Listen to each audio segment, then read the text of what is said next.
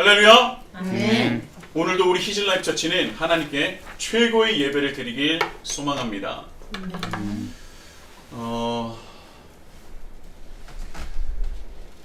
오늘 본문 말씀을 보면서 우리에게 익숙하지 않은 그런 절기를 우리는 볼 수 있습니다. 바로 수전절이죠.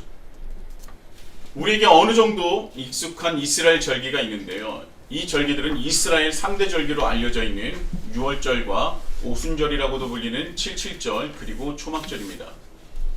이스라엘에게 있어서 3대 절기는 매우 중요합니다. 그렇기 때문에 지금도 여전히 3대 절기를 지키고 있죠. 그런데 우리는 설교를 들으면서 이제 예배를 드리면서 3대 절기라고 해서 종종 듣기도 하는데요. 오늘 본문에 나오는 이 수전절은요, 거의 대부분 처음 들으셨을 겁니다.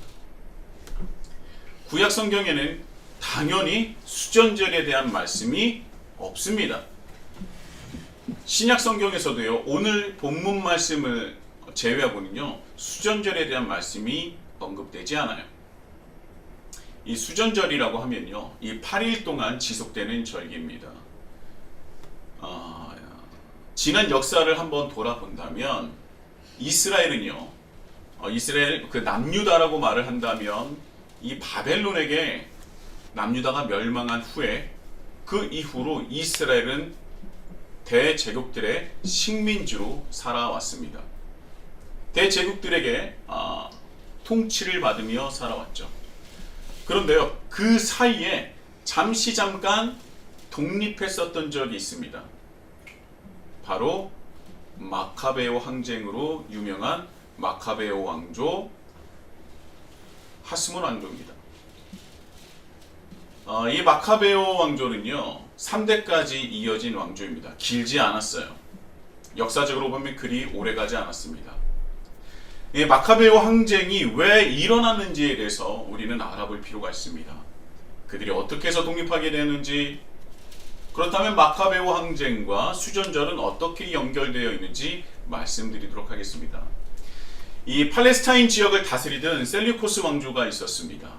정복전쟁이 한창이던 그때 셀류코스 왕조의 안티코스 3세가 지나친 정복전쟁을 일으키다가 로마와 격돌하게 됩니다.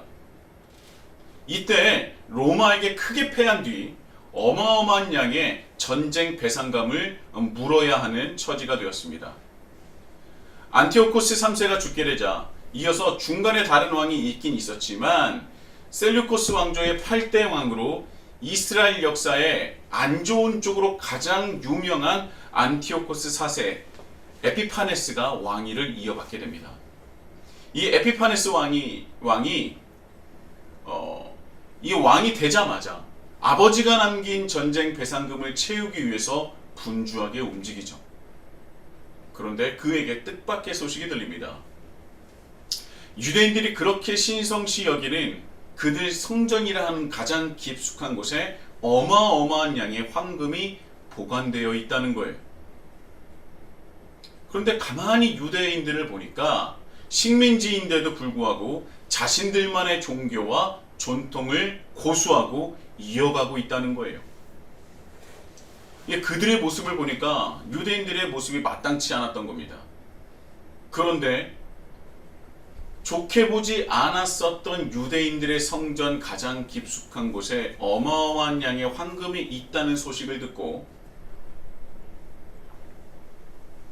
이 왕이 성전을 치러 갑니다. 약탈하려고 했던 것이죠. 결국 그는요, 유대인의 성전을 장악하고 더럽히고 금고를 약탈했습니다. 그냥 약탈한 정도가 아니라 성전을 아예 더럽혀 버렸어요.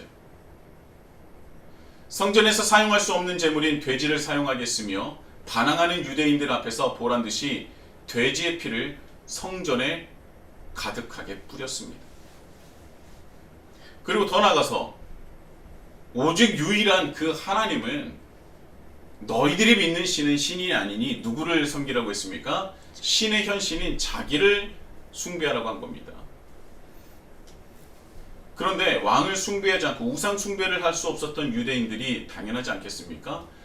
자신을 신으로서 숭배하지 않으니까 정말 많은 사람들을 처형하고 죽여버렸어요. 이뿐만이 아닙니다. 율법에 할례를 금지했고 유대인들에게 안식일을 준수하지 못하게 했어요. 그러니까 그는요, 유대인들의 종교와 전통을 완전히 무너뜨리려고 했었던 것이고 그들의 정체성을 완전히 없애버리려고 한 것입니다. 많은 것들이 있었지만 그러나 유대인들에게 엄청난 충격을 준 사건이 무엇이냐? 바로 이 성전을 더럽혔다는 거예요. 하나님께 제사를 드리지 못하게 하는 것뿐만 아니라 다른 신들을 위한 제사를 그들의 성전에서 지내게 했고 성전에서 금지된 제물로 성전을 빨갛게 물들여 버렸습니다. 이 안티오코스 3세는요, 그의 아버지였었던 이 안티오코스 3세는요, 유대인들의 자치권을 어느 정도 인정해 주면서 그들의 반란을 잠재웠어요. 그러나 그의 아들인 안티오코스 4세 에피파네스는요, 거칠 것이 없었습니다. 아버지가 남긴 전쟁 배상금도 갚아야 됐고, 그리고 눈에 까시고 별로 좋아 보이지 않고 탐탁치 여기지 않았었던 유대인들도 벌하고 싶었던 거예요. 성전을 더럽히고 율법을 금지한 안티오코스 4세 에피파네스를 향한 거센 저항이 시작됩니다. 이때 나선 사람들이 마카베오 왕조예요. 그리고 이들이 항쟁에서 승리하고 독립을 쟁취합니다. 하수몬 왕조라고도 하죠. 그렇다면 여기서 수전절은 무엇이냐? 안티오코스 4세 에피파네스로 인해서 성전이 완전히 더럽혀졌는데 그들을 물리치고 성전을 완벽하게 수복합니다. 그 성전을 완전히 정화하기 위해서 딱 들어갔어요. 이제 하나님의 성전을 우리가 되찾았다. 되찾았다. 그게 바로 이 성전을 되찾은 날을 기념하여 절기로 지키는 것이 수전절입니다. 그런데 이때 하나님의 성전을 다시 회복하고 우리가 다시 되찾았다라고 기뻐하는데 그때 성전 안에 들어갔더니 성전 등잔 촛대에 기름이 없음에도 불구하고 여전히 등불이 밝게 비치고 있었다고 해요. 그래서 하나님께서 이 성전을 지키고 계셨구나라는 것을 생각하게 되고 이 수전절에는 유대인들이 자신의 각 집에서 그 어느 때보다도 환하게 등불을 밝히는 전통을 가지게 되었다고 합니다. 그래서 수전절은요, 그 어느 때보다도요, 등불을 환하게 밝히기 때문에 빛의 축제라고도 불리기도 하고 하누카 축제라고도 알려져 있습니다. 하누카 축제라고 어디서 들어보신 적 있지 않습니까? 없어요? 들어본 적이 있을 겁니다. 하누카 축제라고 알려져 있어요. 빛의 축제고 그것이 바로 수전절입니다. 자, 오늘 본문 22절에 수전절에 이르니 때는 겨울이라 라는 말씀이 있습니다. 21절까지의 말씀과 22절의 말씀은 시간적으로 이어져 있는지는 알 수 없어요. 그러나 내용적으로는 선한 목자의 말씀과 연결이 되어 있다는 것을 본문을 통해서는 우리는 알 수 있습니다. 시간적으로 연결되어 있는 것 같지는 않습니다. 왜냐하면 22절에 갑자기 수전절과 겨울이니 라는 말씀을 이제 전하는 것을 보아서 시간적으로는 연결이 되지 않지만 내용적으로는 연결이 된다. 또 한 가지 또 미루어 짐작할 수 있는 것은 무엇이냐면 21절까지의 말씀 이후에 유대인들 안에서 예수님에 대한 굉장히 많은 논쟁이 오갔었다라는 것을 우리는 유추할 수 있어요. 21절까지의 말씀을 두고 선한 목자, 그들이 기다렸었던 그 목자, 너희들이 그렇게 기다렸었던 그 목자가 바로 누구다? 나다. 그 말씀하셨었던 그 논쟁이 어느 정도 지속적으로 이어졌고 그리고 오늘 본문 22절로 이어져 있구나라고 아시면 될 것 같습니다. 자, 수전절에 예수님께서 성전한 솔로몬 행각에서 거닐고 계셨다고 합니다. 여기서 거닐다라는 헬라어 페리의 파테인은요 3인칭 단수 미완료형이에요. 우리가 이전에도 말씀드린 적이 있습니다. 무엇이냐면 이 솔로몬 행각에서의 예수님의 활동은 단번이 아니라 한 번이 아니라 한동안 아주 지속적으로 솔로몬 행각에서 활동을 하셨다는 것을 이 말씀을 통해서 우리는 알아야 합니다. 한동안 예수님께서 21절까지의 내가 너희들이 그토록 기다렸었던 그 목자가 나다 라고 한 뒤에 어마어마한 예수님에 대한 논쟁이 일어나고 있는데 예수님께서 어디에 계시느냐? 솔로몬 행각에서 지속적으로 활동을 하고 사역을 하셨다는 거예요. 근데 그때 유대인들이 찾아옵니다. 24절입니다. 유대인들의 에워싸고 이르되 당신이 언제까지나 우리 마음을 의욕하게 하려 하나이까? 그리스도이면 밝히 말씀하소서 하니. 자, 여기서도요 우리가 원어를 한번 봐야 될 필요가 있습니다. 유대인들이 말하다 라는 것 또한 미완료 시제를 사용하고 있는데요. 그러니까 예수님께서도 한동안 솔로몬 행각에서 활동을 하고 사역을 감당하셨는데 그 옆에서 유대인들 또한 솔로몬 행각에서 활동을 하고 사역하고 계시는 예수님께 지속적으로 그리스도임을 증명해달라고 요청을 하고 있다는 말씀입니다. 예수님께서 한동안 지속적으로 솔로몬 행각에서 사역을 감당하고 계십니다. 하나님 나라 복음을 전하고 계신 거예요. 그런데 그 옆에서 유대인들이 예수님께서 솔로몬 행각에서 지속적으로 말씀을 전하시고 복음을 선포하실 그 옆에서 지속적으로 당신이 그리스도임을 빨리 밝히십시오. 이렇게 말을 하고 있었다는 겁니다.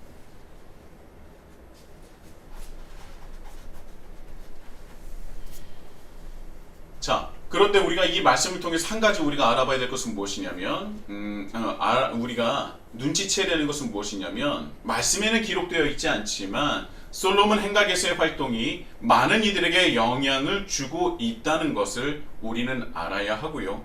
특히 선한 목자의 말씀으로 이어져 있기에 그리스도에 관련한 것과 양과 목자 그리고 영생 그리고 하나님과의 자신의 일체성 등등 그 말씀을 지속적으로 전하고 있었고 많은 사람들에게 그 말씀을 통해서 영향력을 주고 있었다는 겁니다. 자, 이 당시에 예수님을 향해서 적대적으로 편견을 가지고 반대하는 이들이 다수였습니다. 이들을 적대적 다수자라고 표현을 할 수 있겠죠. 이 적대적 다수파와 우호적 소수파로 나뉘어 있었어요. 예수님을 적대적으로 생각하고 그는 선지자 그리스도도 아니요 하나님의 아들도 아니고 귀신들의 왕이다라고 하는 그 적대적인 다수파가 존재했고 반대로 예수님께 우호적이었었던 사람들이 소수파였습니다. 그렇다면 오늘 본문에 나와 있는 이 유대인들은 예수님께 지속적으로 그리스도냐 당신이 메시아냐 그리스도냐라고 자신의 정체를 밝혀라 라고 말했던 사람들은 적대적 다수파일까요? 우호적 소수파일까요? 둘 다 아니. 적대적 다수파.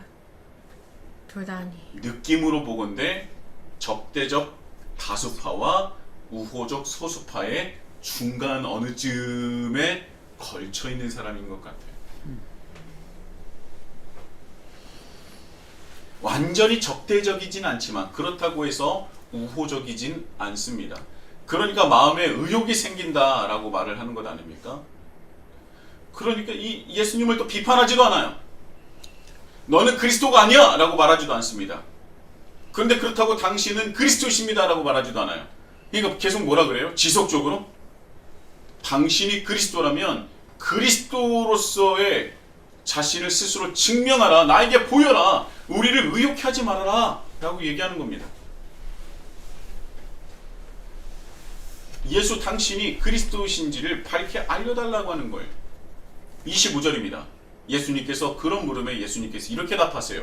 예수께서 대답하시되 내가 너에게 말하였으되 믿지 아니하는도다. 내가 내 아버지의 이름으로 행하는 일들이 나를 증거하는 것이거늘.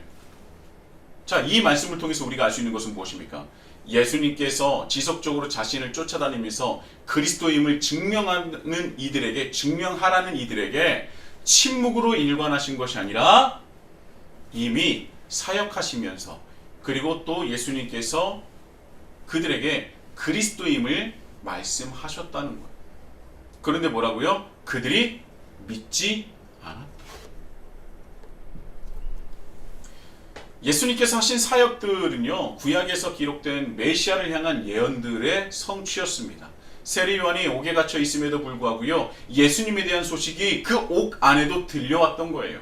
그래서 요한이 자신들의 제자들을 예수님께 보내어 우리가 기다려던 이가 당신입니까? 라고 물어본 것 아닙니까? 이때 예수님께서 뭐라고 대답하셨어요? 너희가 가서 듣고 보는 것을 요한에게 알리되 맹인이 보며 못 걷는 사람이 걸으며 나병 환자가 깨끗함을 받으며 못 드는 자가 들으며 죽은 자가 살아나며 가난한 자에게 복음이 전파된다 하라 라고 말씀하셨죠. 이것이 바로 구약의 메시아를 향한 예언들 하나하나 모든 것이 성취됨을 말씀하신 것 아닙니까? 그러니까 예수님의 사역은 이 말씀으로 요약할 수도 있을 것 같아요.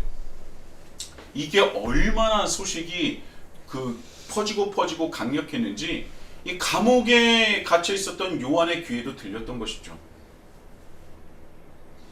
이 사역 자체가 구약 성경에 예언된 메시아이심을 스스로 증명하신 것입니다. 그리고 이 솔로몬 행각에 있었던 이들도 이 소식을 들었을 것이고 수많은 증인들을 통해서 이 사건과 이런 일이 있었음을 부인하지 못했을 것입니다. 그런데도 불구하고 이들은 왜 적대적 다스파에 들진 않으면서도 예수님을 향해 의혹을 가지고 지속적으로 그리스도임을 증명하라 말했을까요? 왜 그랬을까요? 26절입니다. 너희가 내 양이 아니므로 믿지 아니하는도다. 이 말씀으로 보면 그들은 예수님께서 그리스도임을, 그러니까 스스로 그리스도임을 증명하신 것을 모르지는 않아요. 그런데 이들은요, 25절에 보면 너희에게 말하였으되 믿지 아니하는도다 라고 말씀하십니다. 이 말씀으로 비춰볼 때 그들을 향해 침묵하신 것이 아니라 그리스도임을 분명히 말씀을 하셨다는 것이고, 그런데 그 말을 들은 이들은 믿지 않았다는 거예요. 이 정도 되면요, 믿고 싶지 않았던 것이 아닐까라는 생각을 합니다. 왜 믿고 싶지 않았을까? 적대적인 다수파가 두려워서? 아니면 절대적 다수파에 들고 싶어서? 아니면 예수님과 적당한 거리를 두고 싶어서? 멀지도 또 가깝지도 않게, 그러나 여차하면 반대로 도망칠 수 있는 탈출구를 만들어 놓기 위해서? 이유가 무엇이 되었든 그들은 들어도 듣지 않았고 보고도 보지 않았습니다. 그러나 그들은 마음 한켠에 이런 생각을 했을 거예요. 나는 하나님을 믿어. 나는 하나님의 백성이야. 난 하나님께 약속받았어. 나는 하나님과 언약을 맺은 사람이야. 예수님을 그리스도로서 완전히 인정을 하지 않고서도 분명히 자신들은 그렇게 생각을 했었을 거예요. 이때 예수님께서 자신과 적당한 거리를 두고 있는 이들을 향해서 말씀하십니다. 27절입니다. 내 양은 내 음성을 들으며 나는 그들을 알며 그들은 나를 따르느니라. 너희들이 지속적으로 나를 따라다니면서 내가 그리스도임을 증명하라고 하지만 내가 아무리 말을 해도 아무리 보여줘도 듣지도 보지도 않는 이들은, 너희들은 내 양이 아니다. 너희들은 내 양이 아니다 라고 선언을 하신 거예요. 그리고 목자와 양의 관계에 대해서 말씀을 하시는데요, 이 말씀을 보면 양의 자격에 대해서 말씀을 하고 계신 겁니다. 자, 선한 목자도요, 목자도 양을 위해 목숨을 아끼지 않고 버릴 줄 알아야지만이 선한 목자라고 할 수 있습니다. 그러니까 목자도 아무나 될 수 있는 것이 아니라 목자도 목자가 될 수 있는 기준이 있었던 거예요. 반대로 양도 기준이 있습니다. 양의 기준이 있는데 그럼 양의 기준은 무엇일까요? 첫째로 예수님의 음성에만 반응을 해야 한다는 것입니다. 즉 예수님의 말씀만을 따라야 한다는 것입니다.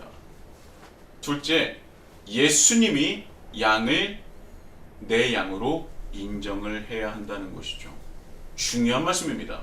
그렇다면 예수님을 쫓아왔었고 그리스도임을 밝히 알리십시오. 내 마음의 의욕을 빨리 떨쳐주십시오. 그래야 내가 당신을 믿을 것 아닙니까? 라고 얘기하는 그들은 예수님께서 인정하시는 양입니까? 아닙니까? 아니라는 거예요. 아무나 양이 될 수 없습니다. 첫 번째로 예수님의 말씀에만 반응을 해야 되고요. 두 번째로 예수님께서 인정하셔야 된다는 거예요. 저는요, 이게 굉장히 중요한 기준이 된다고 봅니다. 저는 어려서부터 교회에서 참 많이 들었던 말 중에 하나가 구원의 확신이 있냐라는 거예요. 뭐 목사님은 물론이고 전도사님은 물론이고 선생님들도 너 오늘 죽으면 천국에 갈 그 구원의 확신이 있니라고 정말 많이 들었어요. 저는 그 말을 들을 때마다 습관적으로 네! 저는 구원의 확신이 있습니다! 라고 얘기했어요. 그게 믿음인 줄 알고. 그러나 그 대답을 머뭇거리거나 자신 없어 하는 친구들을 보면서 답답해 했습니다. 그런데요, 저는 어려서는 뭐 잘 몰라서 그랬는지 모르겠지만 커가면서 또 성경 말씀을 보면서 그리고 제가 신학을 하고 목회자가 되면서 구원의 확신이라는 말에 저는 확신을 가질 수가 없었습니다. 굉장히 아이러니하지 않습니까? 어렸을 때는 구원의 확신이라면 네! 라고 대답을 장당하게 했는데 하나님의 말씀을 보고 또 신학을 하고 목회자가 된 이후에는요, 구원의 확신이라는 말에 제가 확신을 할 수가 없더라는 겁니다. 도대체 구원의 확신이라는 게 무엇이지? 그냥 네 하면 구원의 확신이 생기는 건가? 그러면 네 하고 나면은 죽으면 바로 천국 가는 건가? 그런 생각이 저는 계속 들었어요. 신대원에서도 목회를 하면서도 말이죠. 어떤 분이 이렇게 생각하실 겁니다. 그러면 목사의 자격이 없는 것 아닙니까? 그렇게 보실 수도 있어요. 그런데 저는요, 성경을 공부하면 공부할수록, 연구하면 연구할수록 구원의 확신이라는 것이 무엇인가 이런 생각을 지울 수가 없었어요. 지금 우리가 말하고 있는 구원의 확신이 정말 성경에서 말하는 구원의 확신이 맞는가? 당신 지금 죽어서 바로 천국 갈 수 있습니까? 라고 해서 네! 하면 바로 정말 천국 가는 거 맞나? 아무리 성경을 보고 연구하는데 이게 맞나라는 그 확신이 안 선다는 거예요. 왜요? 성경에서는 꼭 그렇게 말하고 있지 않기 때문입니다. 그리고 하나님 나라 복음에 대해서 공부를 하고 제가 이 복음의 진리를 깨달은 뒤에 저는 완전히 달라지게 되었어요. 저는 오늘 이 본문 말씀에서도요, 구원의 확신이라는 그 말의 대답을 찾을 수 있었습니다. 27절 말씀인데요. 내 양은 내 음성을 들으며 나는 그들을 알며 그들은 나를 따르느니라. 자, 27절의 말씀이 내 안에 긍정이 되고 받아들여지고 우리가 그것을 믿고 우리가 그것을 통해서 우리가 변화된다면 우리는 구원의 확신을 가져도 됩니다. 내 양은 내 음성을 들으며 나는 그들을 알며 그들은 나를 따르느니라. 우리는 예수님 이외에 다른 음성을 따르면 안 됩니다. 로마서 12장 2절이죠. 너희는 이 세대를 본받지 말고 오직 마음을 새롭게 함으로 변화를 받아 하나님의 선하시고 기뻐하시고 온전한 뜻이 무엇인지를 분별하도록 하라. 자, 분명히 말씀하고 있어요. 사도 바울은 분명히 말하고 있습니다. 너희는 이 세대를 본받지 말고 오직 예수를 본받으라 라고 말씀하십니다. 이게 무엇입니까? 예수님의 음성에만 반응하고 움직이는 이들 말하는 거예요. 그러나 수많은 그리스도인들은요, 이 세대를 본받고 있지 않습니까? 저는요, 밖에서 그리스도인과 비그리스도인을 그 차이점을 전혀 찾아볼 수가 없다는 거예요. 분명히 말씀은 이 세대를 본받지 말라고 했는데 그리스도인이 세상에 나가면 비그리스도인과 똑같아집니다. 정말 그리스도인이 맞습니까? 그저 약간 다르다면 주일에 예배를 드린다는 정도? 삶의 모습이나 삶의 목적이나 삶의 방향성은 이 세대를 똑같이 따라가고 있는데 정말 그렇게 살아간다면 구원의 확신이 있는 사람이 맞는 겁니까? 내 양은 내 음성을 들으며 그리스도인은요 예수님의 음성에만 반응을 하고 듣는 존재예요. 이 세대의 말에 흔들리거나 영향을 받는 자가 아니라는 겁니다. 그들이 뭐라고 하건 이 세대가 뭐라고 하든 이 세대가 이렇게 살아야 한다, 이렇게 해야 한다, 이것이 맞는 거다, 수많은 말이 있지만 이 세대에 본을 받지 않고 이 세대의 영향을 받지 않아야 된다는 거예요. 이 세대의 세계관에 물들어 있으면 안 된다는 겁니다. 오직 예수 그리스도의 말씀에만 영향을 받고 살아가는 것. 힘들지만 때로 억울할 수 있지만 손해보는 것 같지만 우리는 그리스도인이기에 예수님의 제자이기에 하나님의 자녀이기에 하나님의 백성이기에 그렇게 살아가야 하는 것입니다. 그것이 구원의 확신이에요. 그러나 아무리 봐도요 구원의 확신이 있다는 분들 아무리 목소리 높여서 네 저는 구원의 확신이 있습니다 라고 외치는 이들을 보면 정말 예수님의 음성에만 반응을 하는 자들인가? 정말 이분들이 이 세대를 본받지 않고 하나님 나라를 위해서 살아가는 분들인가? 의구심이 들 때가 있다는 거예요. 뭐 저도 크게 다를 바 없습니다. 그러나 이제 복음이 무엇인지 예수님을 믿는 것이 무엇인지 그리스도인이 어떤 존재인지를 알고 나면서부터는 저는 달라지길 원했고 변하길 원했고 그렇게 살아가고 있습니다. 삶의 목적, 삶의 방향, 나 스스로의 존재 이유를 알고 나면서부터 완전히 달라지기 시작한 것이죠. 예수님께서 우리에게 원하시는 것이 무엇입니까? 예수님께서 무엇을 바라고 원하셔서 십자가에 매달려 돌아가신 것입니까? 예수님은 왜 그런 길을 걸으셨던 겁니까? 그리고 제자들은 왜 예수님께서 걸으셨던 그 길을 말씀으로 기록한 것입니까? 말씀에 기록된 예수님의 음성을 우리는 집중해야 될 필요가 있어요.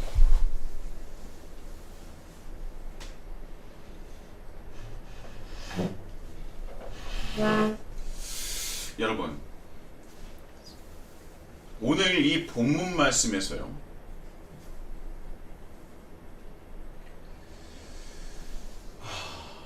내 양은 내 음성을 들으며 나는 그들을 알며 그들은 나를 따르느니라, 이 말씀을 예수님께서 하셨는데 정말 우리는 예수님의 음성만에 반응을 하고 예수님께서 나를 하시고 그리고 또 나는 예수님을 따르고 있습니까?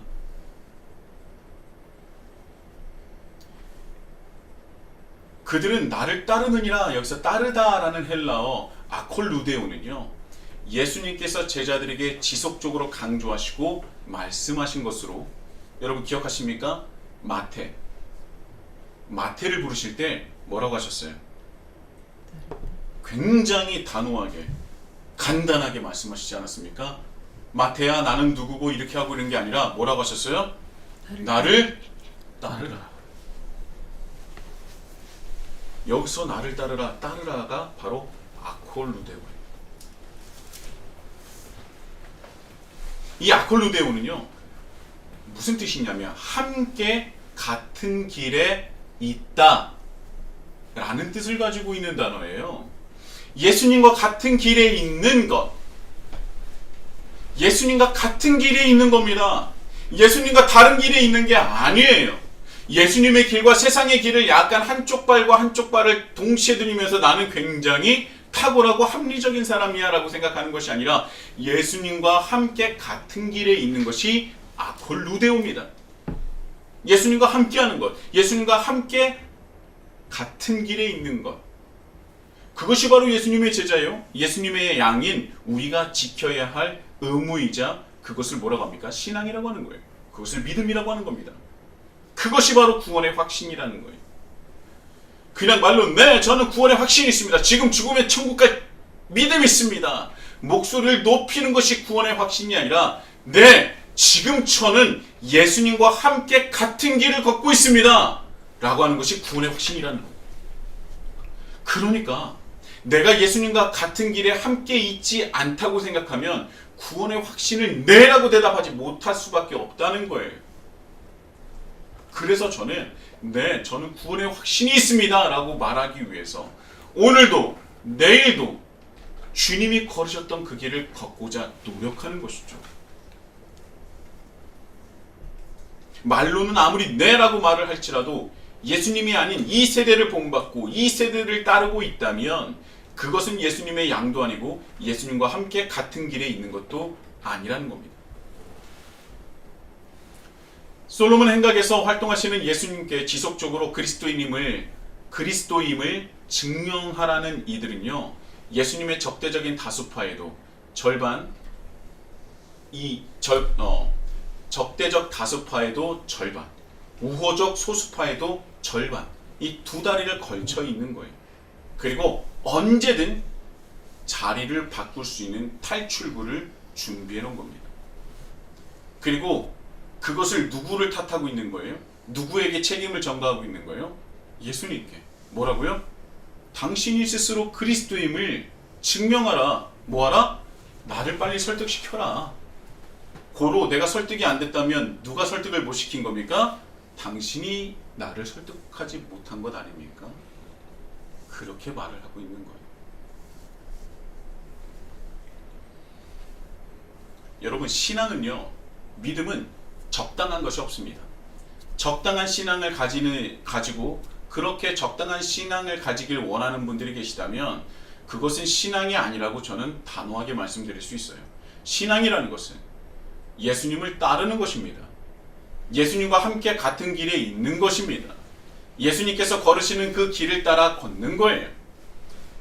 그것이 바로 신앙이고 그것이 바로 믿음이고 그 길을 걷는 것이 바로 구원의 확신입니다. 적당한 것은 없습니다. 아니면 아닌 거예요. 기면 긴 겁니다. 함께 걷고 있으면 걷는 것이고 걷지 않고 있다면 걷지 않는 거예요.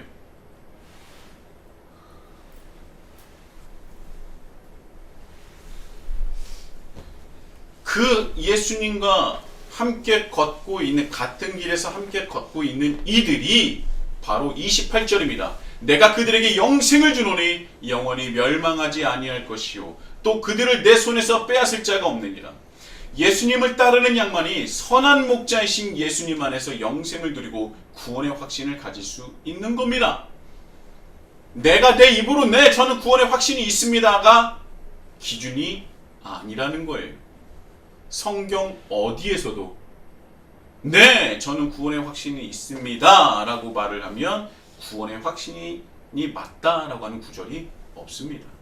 성경에서는 지금 네가 바로 당신이 예수님과 함께 같은 길을 걷고 있습니까? 라고 얘기를 하고 있어요. 예수님을 따르는 것이 예수님의 제자가 되는 것이요 그리스도인이 되는 것입니다. 이 세대를 본받지 않고 오직 예수께서 우리에게 보여주시고 가르쳐주신 그 길을 걷는 것이 바로 그리스도인, 예수님의 제자, 구원의 확신을 가진 자라는 겁니다. 제가 지난주에도 말씀을 드렸지만 예수님과 함께 같은 길을 걷는 것이 무엇이냐? 선한 목자가 되는 거라고 말씀드렸어요. 권력을 탐하고 돈과 명예 그리고 내 욕심과 욕망을 위해서 살아가는 것이 아니라 이 세대를 본받는 것이 아니라 세상을 바라볼 때 목자 없이 흩어져 있는 양들을 보면서 창자가 끊어지듯이 애끓는 마음을 가지고 그들에게 나가 손을 내미는 것. 하나님의 사랑을 전하고 하나님의 은혜를 전하고 하나님을 전하는 것. 예수께서 걸으셨던 그 길을 같은 길에 함께 걷고 있는 것. 그것이 바로 예수님을 믿고 따르는 것입니다. 그것이 바로 구원의 확신의 여정이죠. 이 세대는요, 목자 없이 흩어져 신음하는 양들이 넘쳐나는 시대입니다. 이 세대는 예수님과 같은 선한 목자를 필요로 합니다. 우리가 바로 예수님께서 세상에 보내시는 선한 목자여야 하지 않겠습니까? 그리고 선한 목자의 삶을 살아갈 때 목자 없이 흩어져 신음하는 양들이 주님께로 돌아오게 되는 것입니다. 그것이 바로 하나님 나라요, 하나님 나라 확장이요, 하나님 나라가 임하는 것입니다. 그것이 믿음이고 신앙이며 구원의 확신이라는 것이죠. 사랑하는 히즐라이프 처치 형제 자매 여러분, 우리는 이 세대를 쫓지 말아야 합니다. 이 세대를 본받지 말아야 합니다. 오히려 이 세대가 본받아야 할 존재가 되어야 한다는 것입니다. 오직 예수님의 음성에만 듣고 반응을 하며 예수님을 따르는, 예수님만을 따르는 그 신앙으로 이 세대를 하나님 나라로 확장하시며 변화시키는 선한 목자가 되시길 예수님의 이름으로 축복합니다. 아멘.